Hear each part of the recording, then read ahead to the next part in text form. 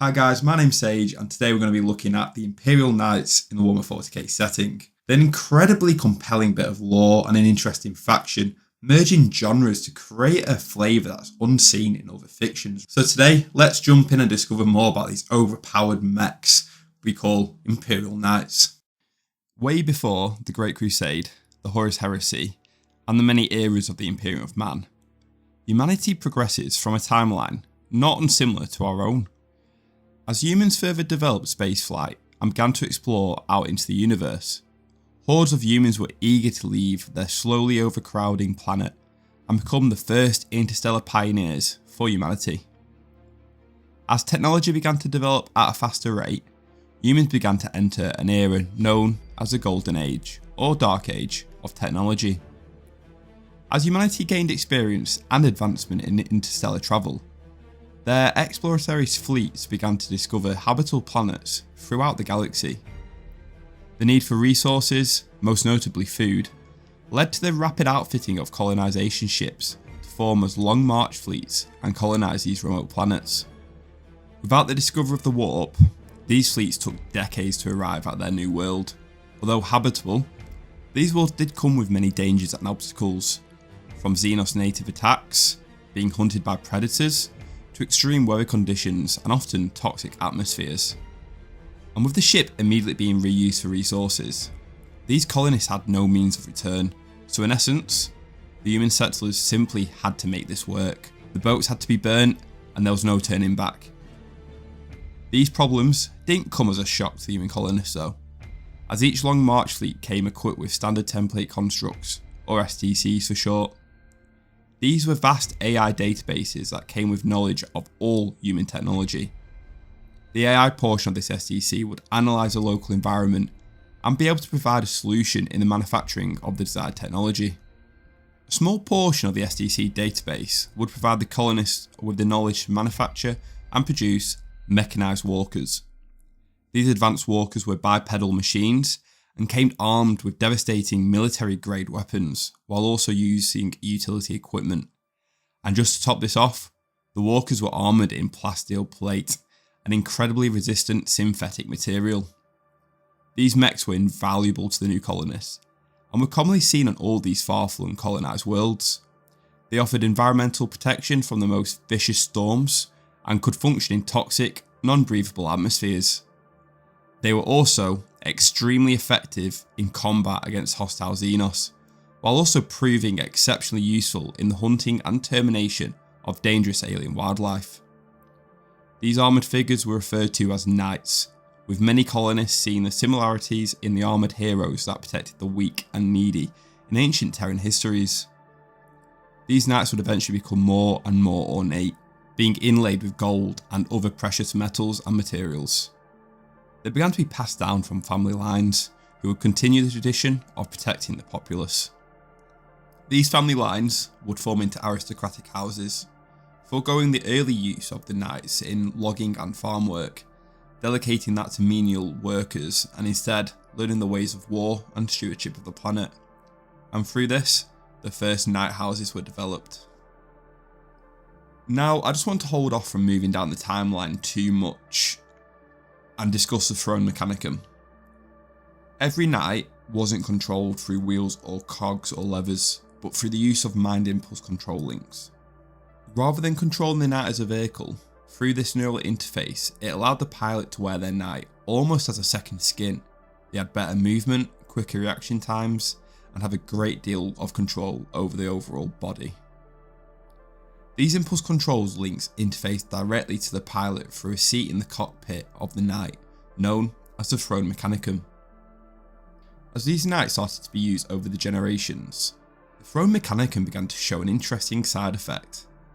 Every pilot that interfaced with the knight over a long period of time began to imprint their characteristics and personalities on the knight. And as pilots began to use the same knight over decades, they began to form a bond with the machine.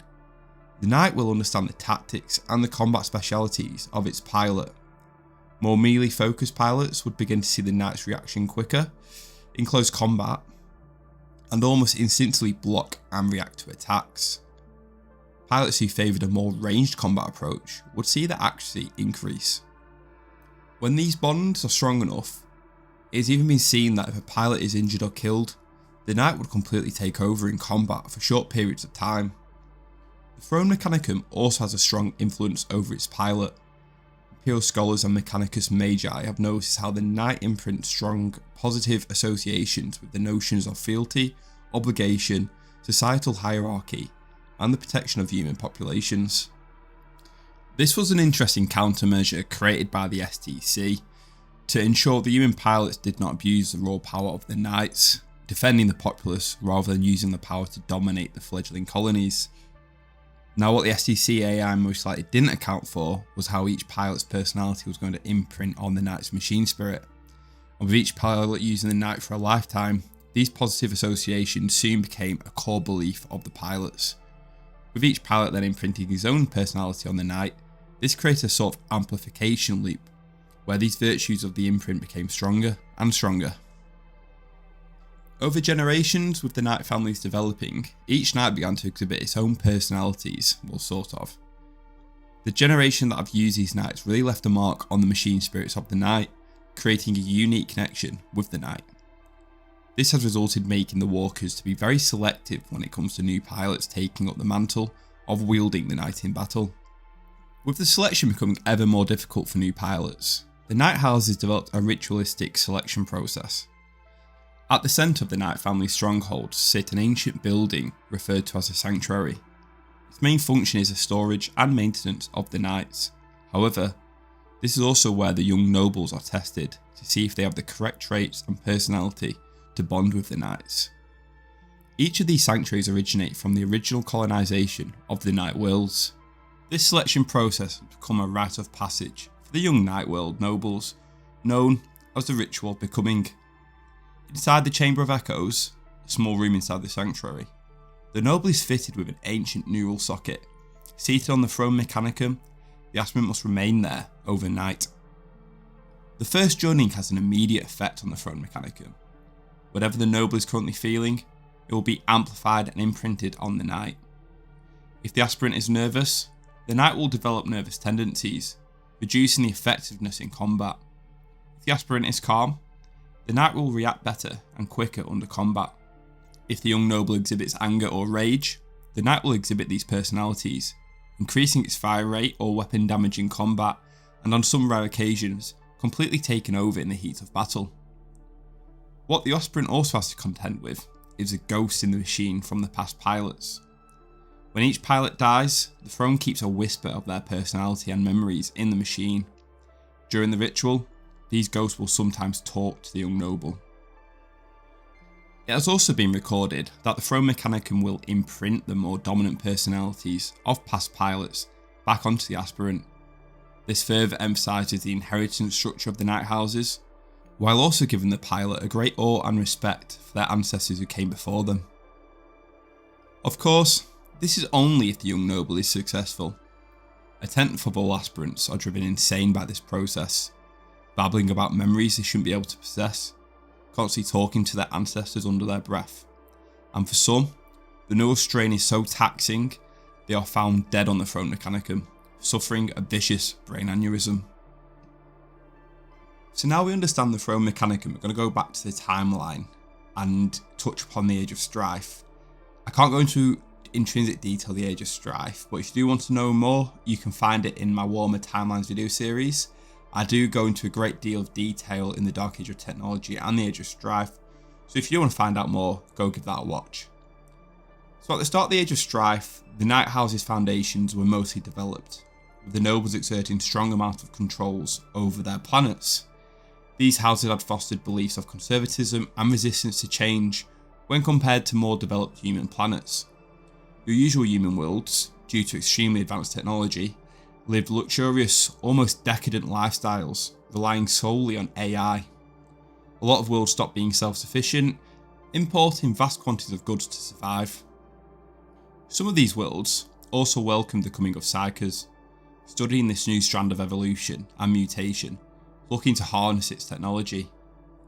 The Night worlds largely shunned the reliance on supply from other planets and the dependency on AI machines, opting to be self-sustainable and shunning any psykers that did develop in their population, with some evidence of purposeful eradication of this mutation. This did increase the chance of survival of Night Worlds. Now don't get me wrong, a lot of Night Worlds did get wiped out during the Age of Strife, but they did see a much larger success rate. With the isolation of the Night Worlds during the Age of Strife, the houses cemented their control over their respective worlds, officially taking over governorship from any ruling bodies and structures a planet may still have had. Encouraged by the imprints of the Knights, the aristocracy enforced a feudal structure on their worlds. As the warp storms of the Age of Strife began to relent, the Mechanicum of Mars began to send out exploratory fleets, targeting worlds that its logic engine predicted had a higher chance of survival. During this mission of rediscovery, the fleets discovered clusters of night worlds. These worlds had regressed with the majority of the population using pre-industrial technology, while the nobles ruled the planet still utilising the advanced technology and maintaining their armoury of knights. As we move into the launch of the Great Crusade, the Night Houses would be first brought to the attention of the Emperor and the wider fledgling Imperium by a rogue trader known simply as Trader Jeffers. Trader Jeffers realised a valuable asset these Night Worlds and the forces they wield would be to the Imperium.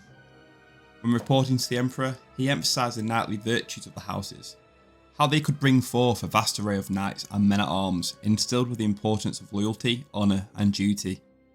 The Administratum agreed with the reports of Jeffers' findings and quickly set to rediscovering all of these night worlds. Although a lot of them had been wiped out, the Imperium had managed to make contact with several hundreds of the new worlds. With the value of the night world widely known, soon Imperium organisations began to compete with each other in a political game of who could control this new resource and gain the strength of the knights for their faction. In the end, it would be the Mechanicum that would gain the loyalty of the majority of the Night Houses. This relationship was founded on the natural affinity between the Knights and the Mechanicum Titan legions. It soon became clear to the Night Houses that the Mechanicum could provide a great source of new technology, weapons, and equipment to benefit the Night Houses. In return, the Mechanicum would take advantage of the resources that were present on the Night Worlds, ranging from military might, natural resources, archaeotech, and even SDC fragments. When the Night Worlds were rediscovered, a large portion of their mechs had fallen into disrepair, with a lot of the knowledge in the upkeep and repair of the Knights had been lost to hard times. The Mechanicum began to found Forge Worlds among the sectors home to clusters of Night Worlds, further developing their relations with the houses. In further support, the Mechanicum taught the artificers of the Night Houses better maintenance protocols, while also repairing a lot of the mechs the houses thought irreparable. These artificers eventually began to be inducted into the cult Mechanicum, teaching them to become tech priests to better support the rejuvenation of the Night Houses.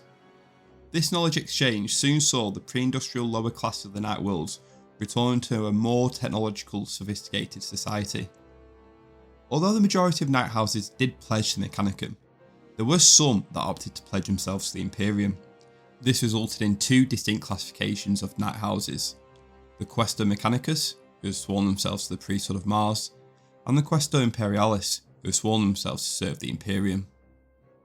It was also during the Great Crusade we would see another subset of knights, known as the Freeblades. Known more officially as legendary Freeblades, these were wandering knights, opting to leave their night worlds to travel the galaxy and serve the wider Imperium. Like all things inside the Warhammer setting, reasons for knights going Freeblade are varied. Some leave to chase a call to adventure and reap the honour that comes with it. Others were cast from their worlds and houses for wrongdoings, crimes and mistakes, and in some sad cases, a knight would find themselves as a sole surviving member of their house after losing their world in conflict. Becoming a Freeblade is no small thing for a knight. It is a tough decision, giving up their homeland and family ties to their planet. The decision usually comes from an impasse in the life of a knight, where in most cases, a knight feels they have no real opportunities to gain glory and honour in their current situation, feeling they would better fulfil their destiny out in the wider galaxy. Freeblades can travel alone, in search of a worthy cause, or fight as part of a knight contingent, whose loyalty to each other is forged in the fire of battle, rather than family ties. With many Freeblades losing their world to Xenos and Chaos invasions, they understand the pain of losing a home. When in defence of worlds from invasions, they will fight to the death, defending the innocent civilians and the cities they inhabit, hoping to save them from the pain they live with. Unlike in the Age of Strife, where Night Worlds managed to escape a degree of the upheaval of the time period, the Night Houses were heavily involved in the Horus Heresy. Across the galaxy, the Horus Heresy saw Astartes fight Astartes, Loyalist Imperial forces fight traitor forces, Titans versus Titans, Mechanicum versus Mechanicum, and Night Houses against Night Houses. As Horus made his way along the warpath to Terra, his forces were shattering through planet after planet, either coercing the garrison forces to join him, or annihilating the defenders in brutal attacks and sieges. House Devine, the ruling knights of Moloch, foresaw the inevitable approach of Horus, as his warpath towards Terra took him into direct contact with their world. The Great House called upon the Mechanicum and Imperial regiments to garrison the planet, while also being aided by lesser Night Houses adjacent to the planet. Seeing the War Master move ever closer to their world, the garrison of Moloch prepared for this inevitable assault. Titan legions, Imperial armies, and many Night Houses stood ready to defend Moloch and halt the advances of the traitor Primarch and his legions. Horus's forces smashed into the world, devastating the cities and defences of the planet. Following suit to his usual displays of tactical genius, Horus annihilated the ruling figures of House Devine. Although the garrison reacted and began to put up a fight against the traitor forces, the Knights of House Devine were largely depleted. The surviving Knights, having no clear leadership, played a futile political game of who would take the mantle of leadership of the house, while also refusing to take orders from any commander, opting to lead their own attacks and missions more for sport and greed than for the defence of the world. Over the months of the hellish battles on Moloch, the temptations of Slaanesh began their slow corruption of the remaining Knights of House Devine. They grew slothful and lazy, interested only in the hunting of local fauna, the great walkers and other decadent pastimes. These nobles began to meet in hidden covens and cabals, taking part in depraved rituals of the Chaos God, ever hunting for more sensations and desires. This largely went unnoticed by the Imperial and Mechanicum commanders leading the defence of Moloch. Horus launched a renewed offensive directly on the main bastions of the Imperial forces on the Night World, committing the full force of his armies, using traitor Titans to lead the offensive. Heavy ordnance smashed into each force's lines. Hundreds of thousands of shouts and screams filled the air, but to the amazement of the loyalist forces, the lines and defences were holding. The tide began to turn, and the defenders of Moloch prepared to repel Horus. Just at this pinnacle moment, confusion spread through the Vox networks of the loyalist forces, closely followed by explosions and weapon fire on the rear lines of their defences. The Knights, falsely cast aside as spoilt and bratish nobles by the Imperial commanders, had turned traitor and turned on the loyalist troops.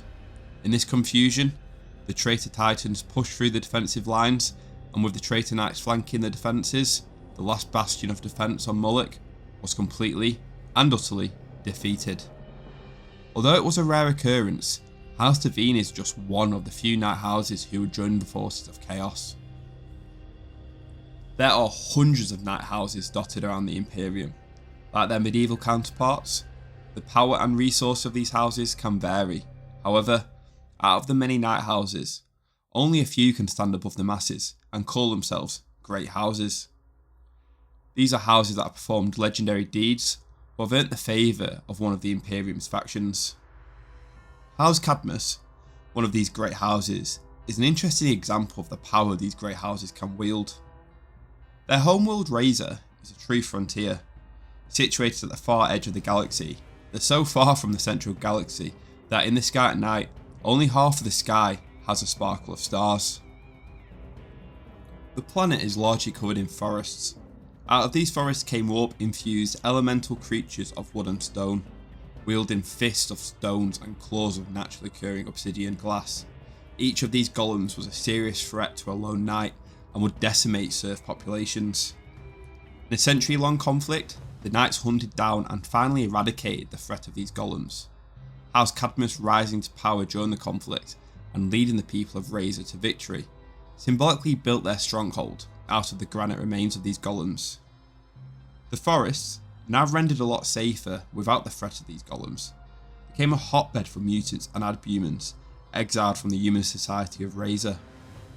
Largely ignored during the Battle of the Golems, these adhumans began to gather in greater numbers and began to raid human settlements. Entire communities began to vanish, and so on Midsummer's Eve, the Knights of Razor gathered and began to cull these adhumans. These hunts began to be held every year and began to be a well-respected ritual for the Knights. After the cull, Knights would tally their skills and claim the honour of protecting Razor. When the first rogue trader made planetfall on Razor, they were met with cold reception. The Knight House and other nobles of the world were incredibly resistant to the efforts of the rogue trader and Imperial diplomats attempting to bring Imperium rule to the planet. However, even the great rulers of Razor couldn't hold their temptation from the skill and knowledge the Mechanicum could provide, reluctantly making oaths to the local Forge world of Griffin 4. Despite its reluctance, Has Cadmus accepted any call to arms from the Forge world, defending the Mechanicum world from many foes, even if it rendered these intense casualties on the Knights' forces. Interestingly though, the destruction of the Forge world would actually free the Knight world from its oaths. However, the current High King Baron Roland changed the obligation from the Mechanicus to the Imperium, openly waging war whenever and wherever they please. I think their house motto really sums them up. They who are not our allies are our prey. Thanks for joining me today, guys. I had a lot of fun making this video and I hope you had as much fun watching it. This was very, very interesting bit of lore which I personally really like.